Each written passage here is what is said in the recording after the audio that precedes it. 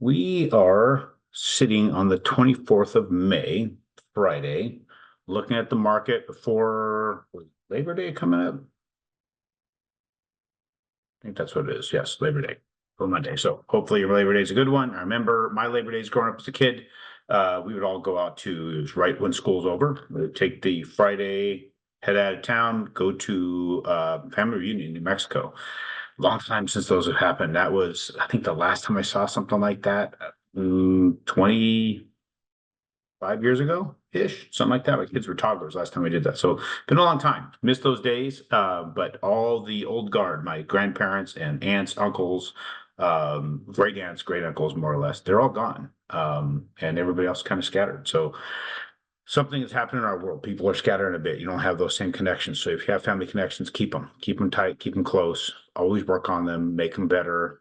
Because when you get older, you don't have them. It's kind of nothing but memories.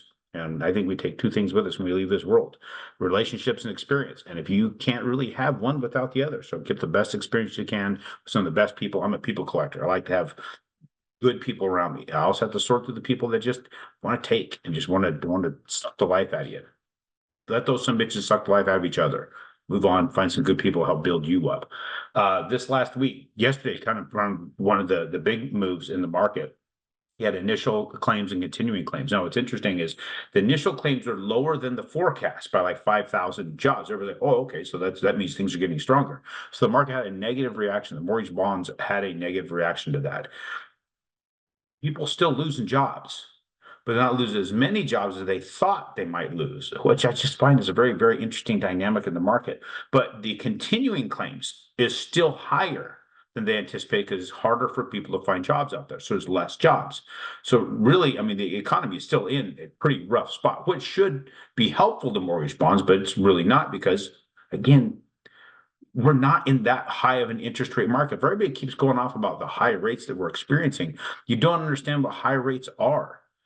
The mortgage-backed security go all the way back to 1970 up till now. The average interest rate for the average homeowner on the 30-year fixed, people buying a house to live in, was 9.1%.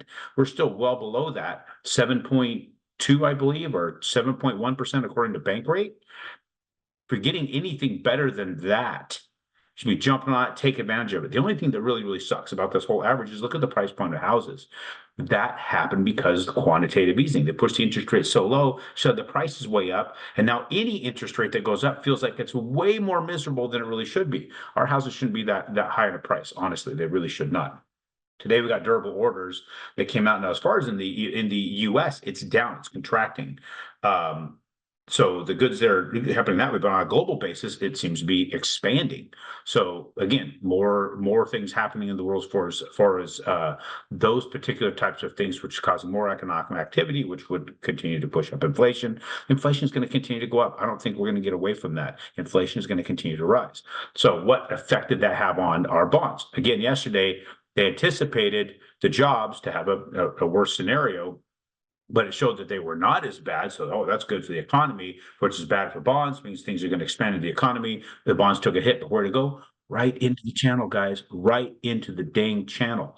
Now, look where we're at today because you have the durable orders and that kind of thing shows a little bit of economic weakness because people are not spending as much. It's like, oh, there's, consumers starting to back off on their spending. They're having to, instead of using their own personal cash, they're using credit cards and things like that. So they're getting overwhelmed with that.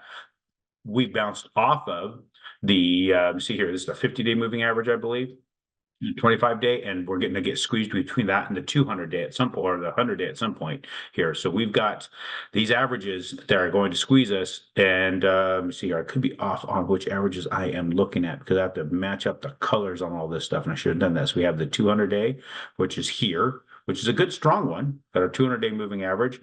And then we've got what looks like our 14-day moving average. So yeah, well, actually that's higher than that one. So that would actually be the 50, the 250 coming together. That right there, if we break below that, we're gonna go back deep into the channel. So these are what is holding it. So looking at the averages, price point action, all those kinds of things, I think this channel is going to be, as it has been. It's going to be like a tractor beam. Suck it in there. It's got some gravity to it, pulling things in. So that's because that's where the traders like to play, is in something they can predict. And we can tell just by the fact that how the jobs report influenced it, that people are operating off of belief systems of what they think should happen versus what doesn't happen, and they know others are going to react a certain way, so they react. So we'll just keep giving you that. I believe interest rates are going to be higher for longer. We're going to see some bumps like we just did with that little bit of a bump up with CPI that actually helped interest rates get a little bit better. But we're going to continue to see them, I think, continue to erode over periods of time. Any questions about that? Reach out to me. aaron.chapman.com. Shoot me a text, 602-291-3357. My team will get it set up on a call, and we'll talk again soon.